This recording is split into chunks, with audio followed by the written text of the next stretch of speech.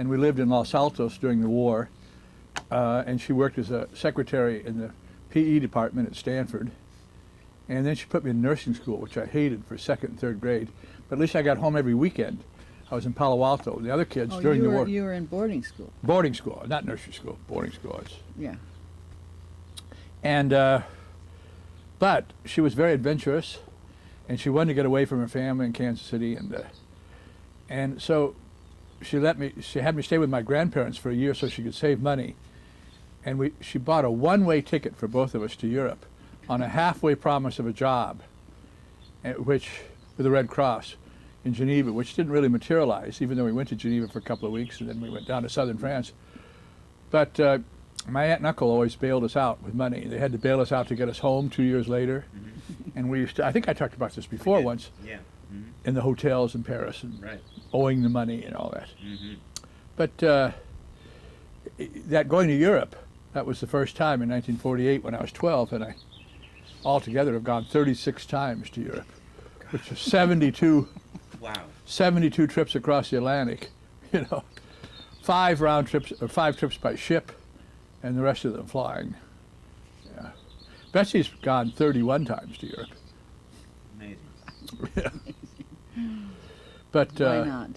Why not? Agatha Christie mysteries and Saturday Evening Post and reading. But where your mother chose to live. Oh, and then then we went to France for 2 years, which was wonderful.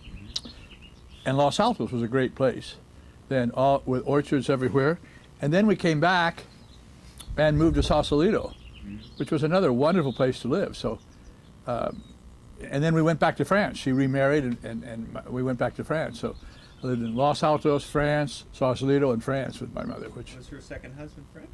No. Her second husband was a sergeant in the Army, who was stationed at Fort Baker, under the Golden Gate Bridge, and she met him in a bar in Sausalito, which I think I mentioned before. Yeah. But he got shipped to France? Yeah, he got shipped to France too. Just coincidentally, or did he? Yeah, it was just coincidentally. It's incredible. Over on the Atlantic coast, so he was I don't think we talked about. He was in charge of in case the ports went out, of discharging cargo from vessels on the beach of the Atlantic, in case the war started with Russia. And I went to an Army dependent school in Rochefort, which was about 35 miles away from where we lived. For a while, my bus was an Army Jeep with a driver. Then it was an ambulance, where the 2 other families moved in. And I worked up in La Rochelle as a bag boy at the commissary, and I had to hitchhike about 70 miles up and 70 miles back with wild French drivers and Army trucks, during the summer, and Army buses. Yeah. No kidding. Yeah. And I got a motorbike, and my friend and I went out down to Biarritz. We didn't cross the border into San Sebastian, and we camped out. We loved our motorbikes. We took the mufflers off them so they'd go faster. Right. And be noisier. What year were you in Biarritz, or what? What year was that? Yeah. That was 1954 to 1955. And then I think I mentioned that I was 18, and I was going to I became eligible for draft in the French Army because I'd lived there for over a year. Right. And so the officers over my stepfather got real upset and sent me. I went home in 6 days from the time they told me. I had to be in Bremerhaven in 6 days. Right. Tell about when you were at that dance, what they did with your car. Oh yeah, we had a little Renault 4CV, a little tiny one, tinier than a VW Bug. Mm-hmm.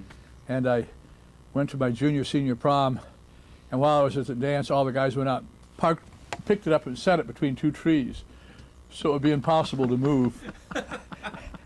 I had to wait for their help afterwards until they would move it.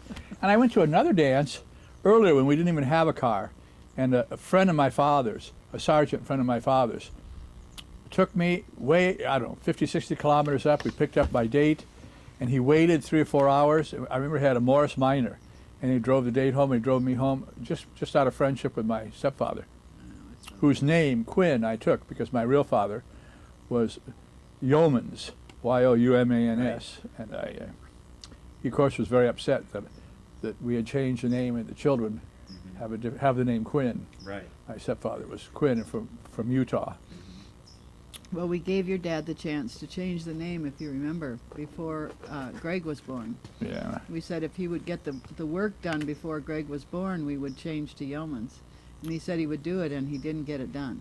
Right. And we tried to give you the name Yeomans when we left the Hospital, hospital, but and they they said wouldn't it do was it. not. You couldn't leave with a name different from your parents. Mm. So we stayed with Quinn, and then we said, well, forget it. We're not changing it then.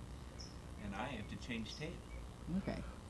Can't we stop? Huh? I For the think we day. should stop I think we because should it's getting stop for the- cold, Brent. It's